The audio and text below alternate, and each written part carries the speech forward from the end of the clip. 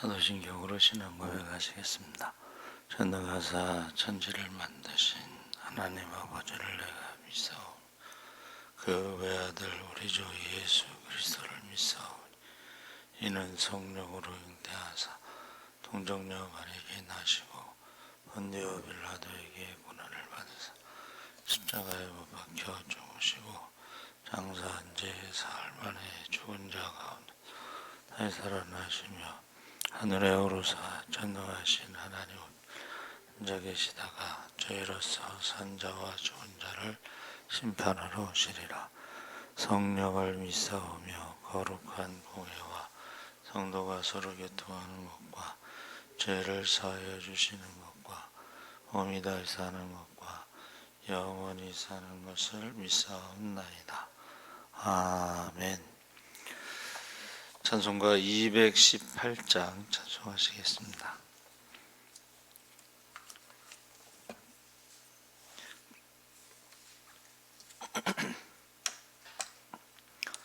찬송가 218장 찬송하시겠습니다. 내 마음과 정성을 다하여서 주 너의 하나님을 사랑하라. 내 몸을 아끼고 사랑하듯 형제와 이웃을 사랑하라. 주께서 우리에게 명하시니 그 명령 따라서 살아가리. 널 미워 해치는 원수라도 언제나 너그럽게 사랑하라. 널 핍박하는 자 위에서도 신실한 마음으로 복을 빌라. 주께서 우리에게 명하시니 그 명령 따라서 살아가리. 나 항상 주님을 멀리하고 형제를 사랑하지 못하였다. 이러한 죄인을 사랑하사 주께서 몸 버려 죽으셨다.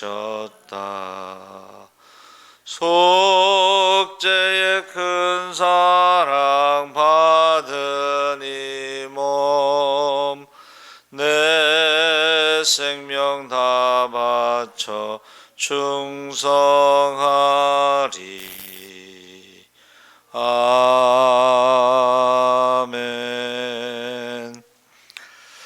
하나님 말씀은 베드로전서 2장 11절에서 17절까지 말씀을 교독하겠습니다.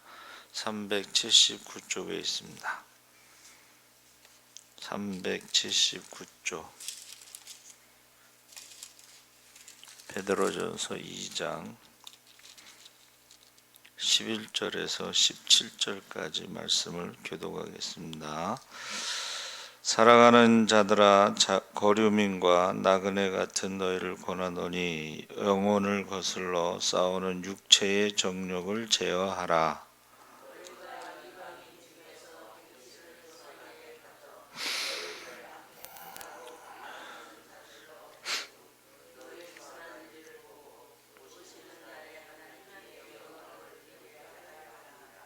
인간의 모든 제도를 주를 위하여 순종하되 혹은 위에 있는 왕이나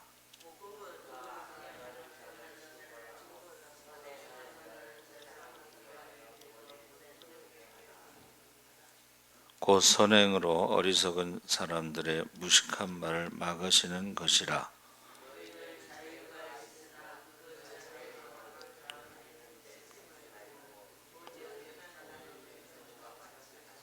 함께 읽겠습니다. 무사람을 공경하며 형제를 사랑하며 하나님을 두려워하며 왕을 존대하라. 아멘. 할렐루야. 잘 오셨습니다. 감사합니다. 오늘 말씀의 제목은 사랑하는 자들아. 사랑하는 자들아, 이것은 베드로 본서에 또 전서 후서에 7번 말하고 있습니다. 그러니까 성도들을 대할 때에 베드로 사도가 가장 많이 사용하는 것이 사랑하는 자들이라는 것입니다. 그래서 그리스도의 사랑으로 연관되어 있음을 암시하고 초대교회에서 그리스도인들 사이에 사용된 호칭이다. 그래서 간곡한 권면이나 무엇을 환기시킬 때 사랑하는 자들아 이렇게 부르고 나서 뭔가를 지금 말하고 싶은 거죠. 그래서 나그네와 행인 같은 너희를 권하노니, 그래서 나그네라고 하는 헬라어는 일시적으로 거주하며 법적인 권리를 가지지 못한 자를 가리켜 말하고, 행인에 해당하는 헬라어는 거쳐가는 길손으로 정착자가 아닌 자를 나타낸다 그랬습니다. 그래서 이 말은 우리의 시민권은 천국에 있다, 하나님 나라에 있다라는 것을 말하고 있는 것입니다. 그러니까 우리가 이 땅에서 모든 것을 다 누리려고 하는 것은 그것은 착각이에요. 나그네와 행위는 사실은 그 사람들의 어떤 악행을 당하지 않는 것만 해도 다행이다, 이제 그렇게 생각하면 되겠습니다. 그래서 지금 이 세상에서의 삶을 나그네와 같다. 그래서 제가 좋아하는 그 찬송가 복음송가가 이 세상 나그네 길 하룻밤 머물고, 저는 그 가사가 너무 좋은 것 같아요. 하룻밤 머물고 영혼을 거스려 싸우는 육체의 정욕을 제어하라 했을 때, 이 육체는 여러분 아시죠? 이 몸 바디가 아니고 하나님을 대적하는 악한 본성, 죄성을 말하는데, 우리가 이 세상에서 살아가는 것이 육체를 입고 살아가니까 사실은 힘든 거예요. 마음은 하나님의 법을, 육체는 죄의 법을 따르기 때문에. 그래서 우리가 그것을 영적인 싸움을 해야 된다.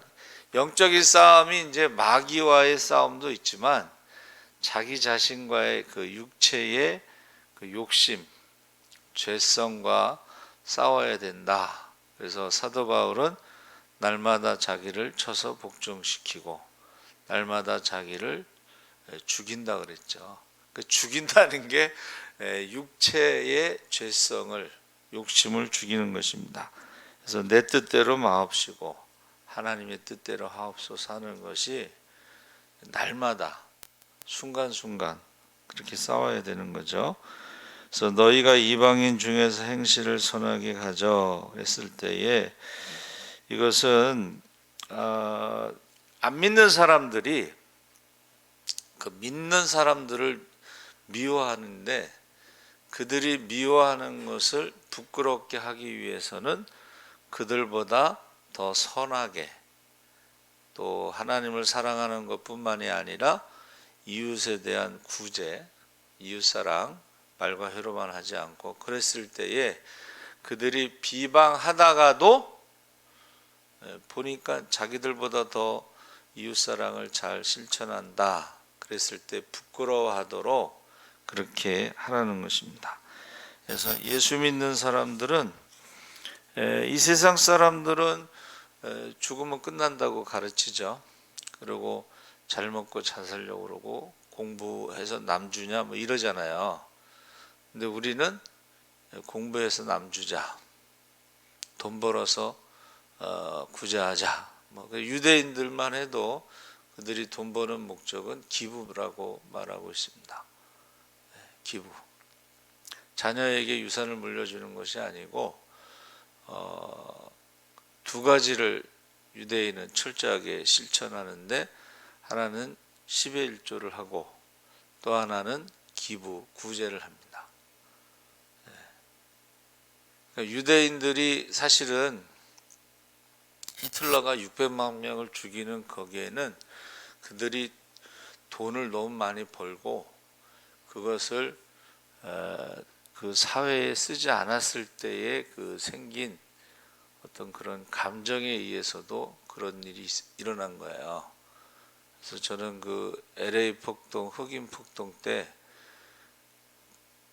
이제 흑인들이 그 불만이 많은 거예요.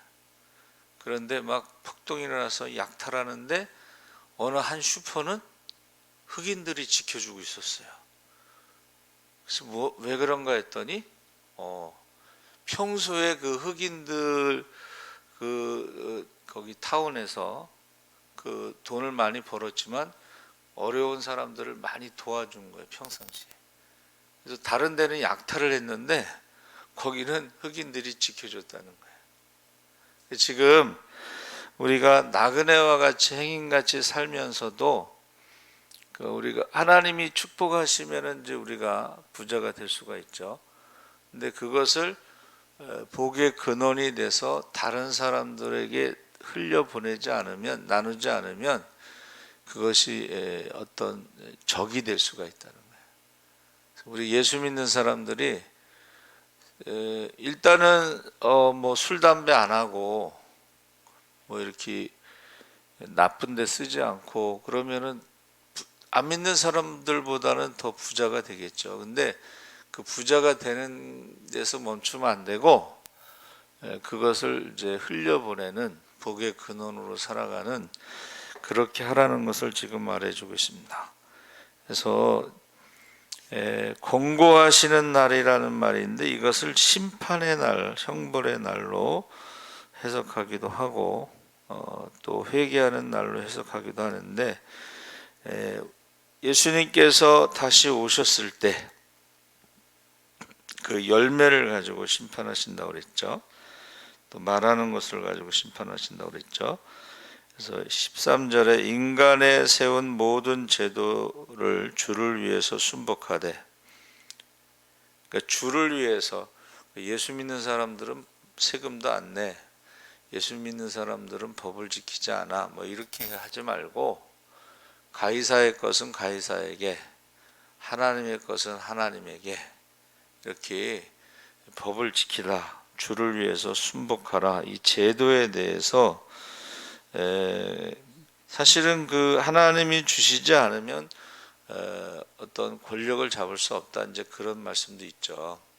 그래서 우리가 오른손을 때리면 오른뺨을 때리면 왼뺨을 돌려대라, 이것은 그렇게 하지 않으면 더 위험하게 되는 거예요.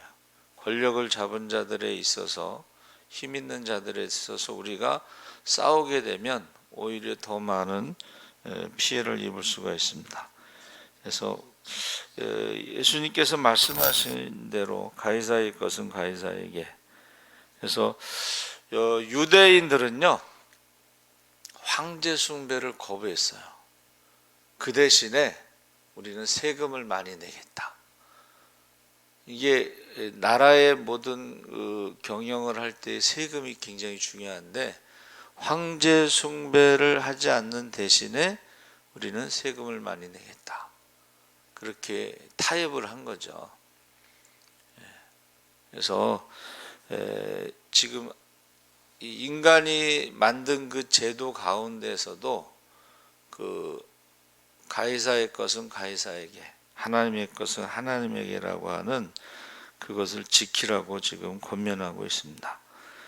악행하는 자를 징벌하고 선행하는 자를 포장하기 위해서 그의 보낸 방백에게 그렇게 하라 했을 때, 로마서 13장 3절 4절에 그 위정자들의 임무를 나타내는 통치자들의 역할을 악행하는 자를 징계하고 처벌하며 선을 행하는 자를 칭찬하고 포상하는 것이다, 그러면서 그의 보낸 이 말은 문자적으로 그를 통해서 보내어진 이런 해석을 하는데 하나님께서 그리스도를 보내셨다 이렇게 표현하기도 하고, 혹자는 로마 황제가 속주들을 다스리기 위해 총독들을 파송한 것을 근거로 해서 황제를 가리킨다고 주장하는데, 예수님께서 오셔가지고 그들의 어떤 제도를 바꾸려고 한 게 아니죠. 기독교의 그 핵심은 죄와 사망의 문제를 해결하는 것이지, 그 사회를 바꾸려고 하는 노예 제도를 바꾼다거나 여성 해방을 한다거나 이런 것은 아니죠. 근데 이제 유대인들의 메시아는 그걸 원한 거죠. 정치적으로 로마의 압제로부터 해방되는. 그러기 위해서는 전쟁을 해야 되는 건데, 예수님이 오신 것은 죄와 사망의 문제로 영적인 어떤 전쟁을 말하는 것이지 세상의 전쟁을 말하는 것은 아니었다는 것입니다. 그래서 우리가 그 악행하는 자들을 징벌한다, 그런 것도 세상의 어떤 제도에 대한 것이 아니라는 것을 말해주고 있습니다. 그래서 15절에 선행으로 어리석은 사람들의 무식한 말을 막으시는 것이라, 아까 말씀드렸죠. 이 선행으로 비판하는 자들에 대해서 그들의 입을 막는데, 이거 여기서 어리석다라는 말은 이성이 없을 정도로 몰지각한 사람들을 의미한다. 그래서 무식하다는 이 말은 단순한 지식이 없는 것이 아니고 진리를 거부하는 사람들이 있어요. 그러니까 예수 그리스도를 거부하는 사람들, 예수님을 죽이려고 하는 사람들, 이것을 말하는 것입니다. 그래서 단순히 어떤 지식이 아니라 예수님을 거부하는 것에 대해서 말하고, 16절에 자유하나 그 자유로 악을 가리우는 데 쓰지 말고, 그래서 이 자유라고 하는 것은 선행으로 연결되고 있습니다. 그러니까 우리가 똑같은 자유를 갖고 나쁜 일을 하는 사람도 있고 좋은 일을 하는 사람도 있는데, 우리 예수 믿는 사람들은 좋은 일을 해야 된다. 그래서 오직 하나님의 종과 같이 하라, 이렇게 말하고 있는데, 이 하나님의 종이라고 하는 것이 이제 무슨 선지자도 말할 수가 있고 제사장도 말할 수가 있는데, 그 기본적인 것은 섬김을 말하고 있습니다. 섬김. 그래서 그 영어에 보면 이제 장관도 미니스터고 목사도 미니스터고 그런데, 그 장관이나 목사나 이 미니스터란 말은 섬긴다는 뜻이에요. 그래서 우리가 목회를 영어로 미니스트리, 사역이라고 할 때에 그게 섬김이에요.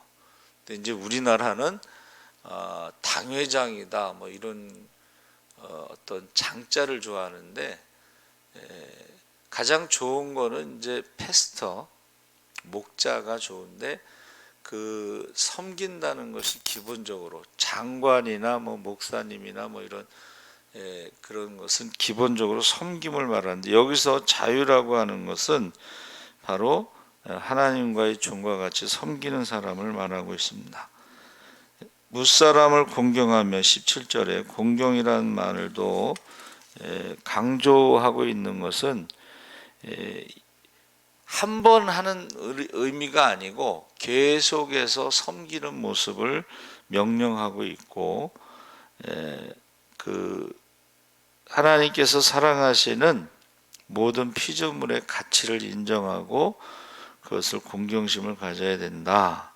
그래서 이제 형제를 사랑한다는 것이 능동태 명령법으로 계속한다는 겁니다. 여러분, 그 성경에서 명령하시는 것은 한 번 하는 게 아니에요. 어떤 계속 그것을 유지하는 것을 말하는 거예요. 그래서 결국은 사랑은 율법의 완성이다 했을 때에, 그 사랑한다라는 것은 관계를 말합니다. 믿음도 관계를 말하고, 그래서 우리가 하나님을 사랑하는 것은 이제 순종이다. 이웃을 사랑하는 것은 구제다 했을 때에 일회성이 아니고 계속 그 상태로 유지하고 살아가는데, 그러면 천대까지 복을 주신다 그랬어요.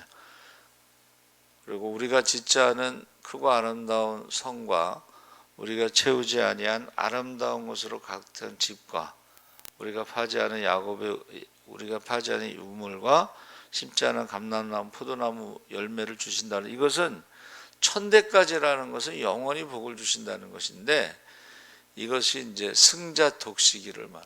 이긴 자가 모든 것을 갖는데 진 자는 이긴 자의 종이 되는 것입니다. 그래서 우리가 종으로 살아가느냐 아니면 영적인 싸움에 이긴 자로 살아가느냐, 그것은 바로 사랑할 때, 하나님을 사랑하고 순종할 때. 그래서 하나님을 사랑하고 순종하면 애굽에 있는 모든 질병이 없게 하시고 혹시 병에 걸릴지라도 속히 치료하신다고 그랬죠. 그래서 이 사랑하라, 사랑하는 자여, 이 말은 우리가 하나님과의 관계에서 사랑하는 자, 기뻐하는 자 했을 때에 관계, 하나님과 우리가 믿음으로 이제 하나님의 자녀가 되었을 때를 그 관계고, 기뻐하는 자는 이제 순종할 때 기뻐하시는 거죠. 그렇죠? 우리가 자녀들이 있어도 자녀니까 사랑하지만 순종하는 자식이 더 기쁘다, 기쁨을 준다. 그런데 아주 누가 또 유명한 말을 했어요. 자녀들이 부모에게 효도하는 것은 5살까지다. 5살까지 효도를 다 한대. 기쁨을 다 준대. 그리고 우리 어른들 말씀에 이제 품 안의 자식이라고 그랬잖아요. 그 품 안의 자식이 어딘가 이제 제가 생각해 봤는데, 유치원에 가면 이제 품을 떠나서 유치원에 가잖아요. 5살 때까지가 효도를 다 하고, 여러분 그거 광고에서 그 나왔잖아요. 비가 오는데 아들이 엄마를 씌워주지 않고 여자친구를 씌워주지. 여자친구를. 그래서 부모는 떠나보낼 준비를 해서 자녀가 떠날 때 언제든지 놔줘야 된다, 이제 그런 표현을 쓰고 있어요. 근데 그거를 이제 떠나보내지 못한 품 안의 자식인데 이미 자식은 떠났어. 근데 그거를 붙잡으려고 그러면 이제 본인도 힘들고 자녀도 힘들고, 품 안의 자식이다. 그러나 이제 자녀를 위해서는 우리가 계속 기도해야 되겠죠. 그래서 저와 여러분이 사랑하라, 이 말은 관계를 말하는 거예요. 그러면 사랑하는 관계에서 하나님과의 사랑에서 이제 순종하는 것이고, 그럼 이제 축복을, 성경에 나오는 모든 축복을 받을 수가 있는 것이고, 이웃에 대해서도 역시 말과 혀로만 사랑하지 말고 행함과 진실함으로 사랑해야 되는 것이고, 그럴 때에 우리가 나그네와 행인같이 살아가더라도 세상 사람들이 우리에 대해서 함부로 비방하지 못할 것이다, 그렇게 말하고 있는 것입니다. 그래서 유대인들이요, 그 구제, 이웃사랑을 잘했을 때는 문제가 안 돼요. 근데 너무 그 스크루지인가 그 있잖아요. 너무 욕심 부리면 나중에 문제가 돼요. 그래서 우리가 세상의 빛과 소금으로 살아갈 때 조금 우리가 베풀어야 됩니다. 그래서 그들이 부끄러워하도록 그렇게 하라는 것입니다. 살아계신 하나님 아버지, 감사합니다. 우리 베드로 사도가 이제 사랑하라고 말하고 있습니다. 나그네와 행인같이 살아가지만 믿지 않는 사람들이 우리를 비방하지 못하도록 우리가 하나님을 사랑하고 이웃을 사랑하며 섬기고 나누게 하여 주시옵소서. 김혜승 군사님 작정 선교 헌금 드렸습니다. 자녀들을 위해서 무엇이든지 심게 하시고, 항상 먼저 그의 나라와 그 일을 구할 때 모든 것을 다 하시고, 감사를 심어 축복의 열매를 거두고 많은 사람들을 살리고 섬기고 나눔 있게 하시고 특별히 혈통의 자녀와 믿음의 자녀들을 위해서 우리가 심게 하여 주시옵소서. 감사하며 예수님의 이름으로 기도합나이다. 아멘. 하늘에 계신 우리 아버지여, 이름이 거룩히 여김을 받으시오. 나라의 마옵시며 뜻이 하늘에서 이룬 것 같이 땅에서도 이루어지이다. 오늘날 우리에게 일용할 양식을 주옵시고 우리가 우리에게 죄 지은 자를 사하여 준 것 같이 우리 죄를 사하여 주옵시고 우리를 시험에 들게 하지 마옵시고 다만 악에서 구하옵소서.